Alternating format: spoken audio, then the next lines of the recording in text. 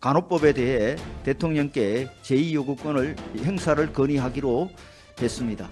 이 과정에서 유감스러운 것은 민주당의 정략적 태도입니다. 민주당은 의료 직역들 간의 대립과 갈등을 뻔히 예상하면서도 특정 의료 직역을 일방적으로 편들어 대립과 갈등을 더욱 심화시켰습니다.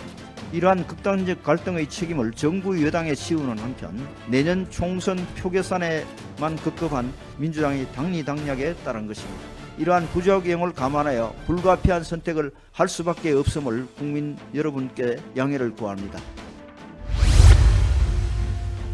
간호법 문제 한 말씀 드리겠습니다.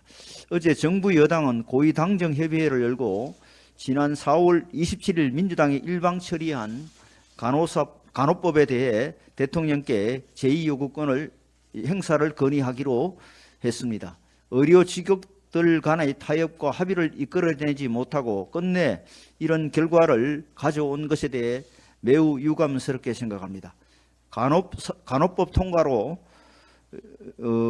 정부 여당 간호법 통과 이래 정부 여당은 간호협회, 의사협회, 간호조무사협회 등 여러 의료 직역 대표들과 만나 대안을 제시하며 합의를 위해 최선의 노력을 다했습니다. 하지만 원안 고수 입장을 고수함에 따라 진전이 전혀 이루어지지 않았습니다.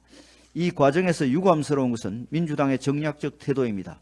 민주당은 의료 직역들 간의 대립과 갈등을 뻔히 예상하면서도 특정 의료 직역을 일방적으로 편들어 대립과 갈등을 더욱 심화시켰습니다. 생명과 건강을 돌보는 신성한 직업의 종사들로 하여금 서로를 적대시하며 극단적 투쟁을 하도록 유도했습니다. 이 모든 것은 이러한 극단적 갈등의 책임을 정부 여당에 씌우는 한편 내년 총선 표결산에만 급급한 민주당이 당리당략에 따른 것입니다. 간호법은 현재 일원화된 의료 단일 체제를 무너뜨리고 보건 의료인들 사이의 신뢰와 협업을 저해하므로 국민 건강에 부정적인 영향을 끼칠 우려가 큽니다. 이러한 부작용을 감안하여 불가피한 선택을 할 수밖에 없음을 국민 여러분께 양해를 구합니다. 대통령의 제2요구권 행사와 무관하게 정부 여당은 간호사 처우 개선을 위해 지난 4월 25일 발표한 간호인력 지원 종합대책을 착실히 이행해 나가겠습니다.